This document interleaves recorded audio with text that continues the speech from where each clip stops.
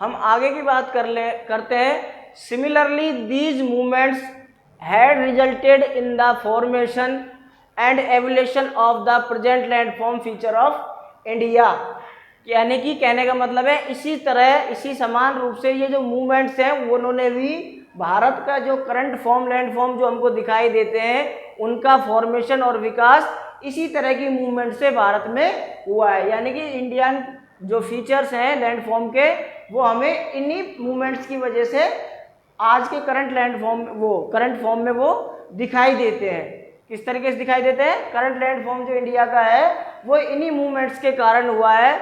Most volcanoes and earthquakes in the world are located at plate margins but some are occurs within the plates. अब क्या कह रहा है कि बहुत सारे जो ज़्यादातर जो वोल्कानोज और अर्थक्वेक पृथ्वी पर ऑकर्स होते हैं वो किसकी वजह से होते हैं? मार्जिन्स पर आते हैं। मार्जिन्स का मतलब in last video we have seen, इस तरीके से हमने क्रैक्स देखे थे। अब ये क्रैक्स जहाँ पर जॉइंट हैं या मिल रहे हैं अर्थ में, इन्हीं प्लेट्स के जो क्रैक्स या जॉइंट्स जहाँ पर हैं वहीं पर, उन्हीं पर ज़्यादा जगह पर, उन्हीं जगह पर ज़्यादा वोल्कानोज और अर्थक्वेक्स ऑकर्स होते हैं। ये जो फेनोमेना है वोल्कानो और अर्थक्वेक, वो मोस्टली कहाँ पर ऑकर्स होते हैं? मार्जिन्स। मार्जिन्स किसको कहते हैं? इन जॉइंट्स को, या जहाँ पर प्लेट्स एक दूसरे को कनेक्ट करती हो, एक दूसरे को जोड़ती हो। जैसे अगर हम किसी स्टिक को या फिर पेंसिल को, अगर आप उसको बीच में से तोड़ देते हैं और फिर हम उसको जॉइंट करने की कोशिश करते हैं और हम उसको ऐसे लगा देते हैं और देन हम उसमें थोड़ा सा भी मारेंगे, कहीं पर भी मारे, चाहे उसके अगले हिस्से में मारे चाहे पिछले हिस्से में मारे, तो वो टूटेगा कहाँ से? उसी जगह से टूटेगा जहाँ पर वो टूट चुका है पहले से।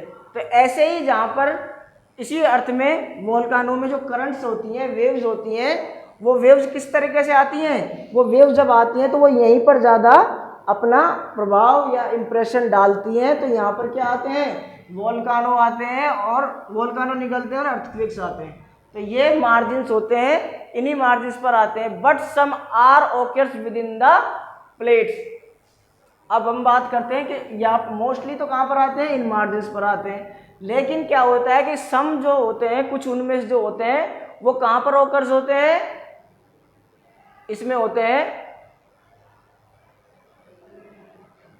सम are occurs within the plate. Plate के अंदर, जैसे मान लीजिए ये प्लेट है, ये वो प्लेट है और यहाँ पर भी कई बार वोल्कानो और अर्थक्वेक आ जाते हैं। क्यों? क्योंकि हमने पढ़ा था कि there are major and minor cracks. तो यहाँ पर माइनर, जो हल्की हल्की से माइनर वाले क्रैक्स हैं, यहाँ पर भी कई बार आ जाते हैं। तो ठीक है, अब हमने समझा था 3 टाइप्स के हमने प्लेट मूवमेंट देखे थे, जिनमें था कन्वर्ज, डाइवर्जेंट और फॉर्मेशन और ट्रांसफॉर्म बाउंड्री। अब ट्रांसफॉर्म बाउंड्री के बाद में इसी मूवमेंट की वजह से, ये इन्हीं मूवमेंट की वजह से हमारे यहाँ के जो लैंड फॉर्म है, करंट लैंड फॉर्म जो है इंडिया के, वो भी इसी तरीके से अपने फॉर्मेशन में आए हैं या फॉर्म में आए हैं। और मोस्ट वोल्कानो जो अर्थक्वेक जो है वर्ल्ड में, वो कहाँ पर आते हैं? मार्जिन्स पर आते हैं। यानी कि ये प्लेट्स जो हैं, जो दरारें होती हैं जहाँ पर प्लेट्स जॉइंट्स होते हैं, वहाँ पर आते हैं। और some are occurred within the plate, कुछ बीजर आते हैं, जैसे हमने कहा था कि सम आर मेजर और सम आर माइनर। तो वो माइनर जो क्रैक्स होते हैं प्लेट्स के विद इन के अंदर, उसमें ही वो वहाँ पर ऑकर्स होते हैं। आया समझ में? अब बात करते हैं हम formation of Indian land masses, कि इंडियन लैंड मासेज किस तरह अपने फॉर्म में आए, किस तरह वो आज के करंट फॉर्म में है, किस प्रकार की फेनोमेनन घटनाएं, जियोग्राफिकल फेनोमेनन हैपन हुए, ऑकर्स हुए। ये जो है आज की बात नहीं है, यानी कि 100, 200, 300, हजारों साल पहले की बात नहीं है। ये बात है बहुत सालों पहले, यानी मिलियंस ईयर एगो, यानी कि बहुत लाखों साल पहले ये फेनोमेनन घटे थे, जिसमें ये सही तरीके से ड्राइंग में क्रिएट नहीं कर पाया हूँ, लेकिन फिर भी मैं आपको समझाने की कोशिश करता हूँ।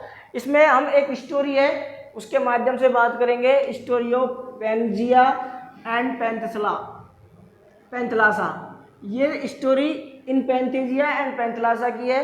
इसको हम समझ लेते हैं पहले, what is Pangaea and what is Panthalassa. ये क्या स्टोरी है? स्टोरी ये है कि ये जो पहले लैंड थी, हमने जो अर्थ था, वो पहले दो लैंड मासेज, यानी कि एक तो लैंड वाला और एक ओशियन, ये सारा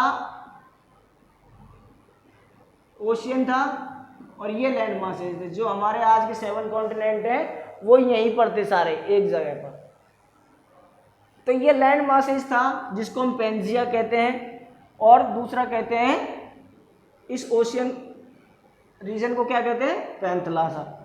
अब ये अपर साइड नॉर्थन हेमिस्फीयर में था अंगारा लैंड और साउथर्न हेमिस्फीयर में था गोंडवाना लैंड। हम पिछले चैप्टर में भी पढ़ा है हमने अंगारा लैंड और गोंडवाना लैंड। इन दोनों लैंड के बारे में, ये जो नॉर्थन हेमिस्फीयर था ये अंगारा लैंड था और जो साउथर्न हेमिस्फीयर था ये क्या होता? गोंडवाना लैंड। इसी को हम, इस लैंड मासेज को हम क्या कहते हैं? सुपर कॉन्टिनेंट भी कहते हैं। और इसको हम क्या कहेंगे? इस अपर वाले लैंड मास को, नॉर्थन जो लैंड मास था, इसको हम क्या कहते हैं? लॉरेशिया। इसका नाम लॉरेशिया भी है। ठीक है, अब इसके माध्यम से हम समझने की कोशिश करते हैं। लाखों साल पहले ये एक फेनोमेनल घटना घटी थी जिसमें पैंजिया एंड पैंथलासा इस तरीके थे। ठीक है, अब डिवीजन की बात करते हैं कि जो southern part of the super continent was Gondwana. अब साउथर्न पार्ट जो था द सुपर कॉन्टिनेंट का वो कौन था? गोंडवाना। यानी कि ये जो सुपर कॉन्टिनेंट है पूरा, इसका साउथर्न पार्ट क्या कहलाता था? गोंडवाना कहलाता था। और इसी को हम पेनिसुला पार्ट भी कहते हैं। What is peninsula? You have better understand because you have study about these. I have told before this video.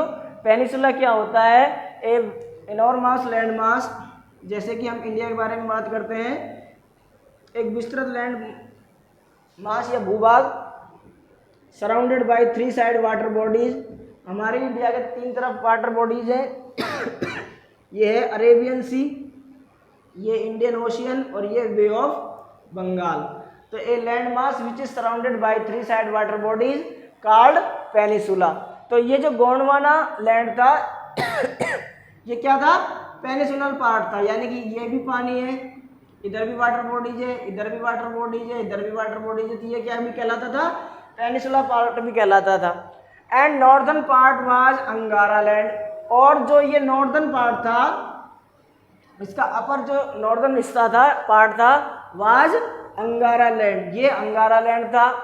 It included India, Australia, South Africa, South America and Antarctica as one single land mass. अब इतने सारे ये जो क्षेत्र गिनाए हैं, regions हैं, India है, Australia है, अफ्रीका, साउथ अफ्रीका है, साउथ अमेरिका है और अंटार्कटिका, ये सब क्या है? यहाँ पर सिचुएटेड थे और जो कि एक ही सिंगल लैंड मास के पार्ट थे। क्या थे? एक ही सिंगल लैंड मास के पार्ट हुआ करते थे। कब? Before millions year ago. कब? लाखों साल पहले। व्हेन? जब our current land mass were not being in current form. जब हमारे आज के जो करंट लैंड मासेज हैं वो आज की वर्तमान दशा में मौजूद नहीं थे, तब वो एक दूसरे से इस तरह कंबाइंड रूप से जुड़े हुए थे, वो अपने आप को as one single land mass के रूप में दर्शाते थे। But they are not combined for a long time. लेकिन अपने आप को वो लंबे समय तक एक जगह स्थिर या एक जगह एक लैंड मास के रूप में बनाए नहीं रख पाए। क्या नहीं कर पाए? एक लैंड मास के रूप में नहीं रख पाए। बहुत सारे फेनोमेनन क्रिएट हुए, बहुत सारे फेनोमेना हुए, उनकी वजह से ये जो लैंड मास है आज के करंट फॉर्म में दिखाई देते हैं। और किस तरह ये आज के करंट फॉर्म में आए, इसको हम स्टडी करेंगे अगले वीडियो में। Before this we repeat this again कि हमने जो थ्री टाइप्स की मूवमेंट देखी थी, उसी के कारण बहुत सारे चेंजेस इस पृथ्वी पर, इस अर्थ पर ओकर्स हुए हैं, और जिनमें हमने देखा था कि किस तरह की जो फोल्डिंग प्रोसेस थी उसके माध्यम से जो माउंटेन है उसका फॉर्मेशन हुआ, फिर आई थी फॉल्टिंग, उसकी वजह से रिफ्ट वैली क्रिएट हुई, फिर ट्रांसफॉर्म बाउंड्री जिसमें हॉरिजॉन्टल मूवमेंट होती है उसकी वजह से वॉल्कानो और अर्थक्वेक हुए, और सिमिलरली ये सारे फॉर्मेशन जो करंट इंडियन लैंड मासेज है उनकी प्रोसेस रही है। इन्हीं मूवमेंट के कारण जो भारत की, इंडिया के करंट लैंड मासेज है वो अपने करंट फॉर्म में आए हैं, और मोस्ट वॉल्कानो एंड अर्थक्वेक जो भी हैं वो कहाँ पर ऑकर्ड होते हैं वर्ल्ड में, इन मार्जिन्स के ऊपर। इन मार्जिन्स यानी कि जहाँ पर प्लेट्स आर मेट, जहाँ पर प्लेट्स मिलती हैं, और उन दरारों पर ही ये ज़्यादातर वोल्कानोज और अर्थक्वेक ऑकर्स होते हैं। Some are occur within the plate, और कुछ प्लेट के अंदर भी होते हैं। हमने पढ़ा था 7 आर मेजर माइनर प्लेट्स, तो उन प्लेट्स में जो छोटे छोटे दरार हैं वो कुछ प्लेट्स के अंदर भी हैं, तो वहाँ पर भी कभी कभी अर्थक्वेक और वोल्कानोज ऑकर्स होते हैं। फिर हम बात करते हैं आगे के formation of Indian land masses के, हम इंडियन लैंड मास किस तरीके से अपने करंट फॉर्म में आए हैं। उसके लिए हम एक छोटी सी स्टोरी की बात कर रहे थे। स्टोरी है पेंजिया एंड पेंथलासा। पेंजिया यानी कि लाखों साल पहले, before a million years ago, जो लैंड मास था वो एक इकट्ठे रूप में था इस तरीके से, यानी कि यहाँ पर बहुत सारी शेप्स है वो मैं क्रिएट नहीं कर पाया हूँ, लेकिन और उसके चारों तरफ क्या था, पानी पानी था। अब उस लैंड मास को, जो भूमि वाला लैंड मास था उसको पेंजिया कहा गया, और जो ओशियन पार्ट था उसको क्या कहा गया, पेंथलासा कहा गया। और इस लैंड मास को हम क्या भी बोलते हैं, सुपर कॉन्टिनेंट भी बोलते हैं। और इसके नॉर्थन पार्ट को क्या कहते हैं, अंगारा लैंड कहते हैं, और साउथर्न पार्ट को क्या कहते हैं, गोंडवाना लैंड कहते हैं। और इस नॉर्थन पार्ट के इस हिस्से को जहाँ पर यूरोप और एशिया कॉन्टिनेंट है उसी को हम क्या कहते हैं, लॉरेशिया पार्ट कहते हैं। इस कॉन्टिनेंट, इस लैंड मास का डिवीजन किस तरीके से, साउथर्न पार्ट अब डिवीजन कर देते हैं, जो हमने अभी बताया था कि southern part of the super continent, इसका सुपर कॉन्टिनेंट का साउथर्न पार्ट वाला कौन सा हिस्सा, यानी कि ये वाला हिस्सा जो था गोंडवाना लैंड था, यानी कि जो पेनिसुला पार्ट था। पेनिसुला पार्ट क्या होता है, a enormous land mass which is surrounded by 3 side water bodies, यानी कि ऐसा लैंड मास जिसके 3 तरफ पानी हो। तो इसके 3 तरफ पानी था, left side, right side and bottom side. तो ये पेनिसुला पार्ट था। एंड नॉर्दर्न पार्ट वाज अंगारा लैंड, और इसके नॉर्दर्न पार्ट को क्या कहा गया, अंगारा लैंड कहा गया। It included India, Australia, South Africa, South America and Antarctica alone single land मास। और ये सारे उस टाइम मिलकर, बिफोर मिलियन ईयर एगो, ए सिंगल लैंड मास क्रिएट किया करते थे, जो कि आज के करंट फॉर्म में ये सिंगल लैंड मास ने होकर मल्टीपल है।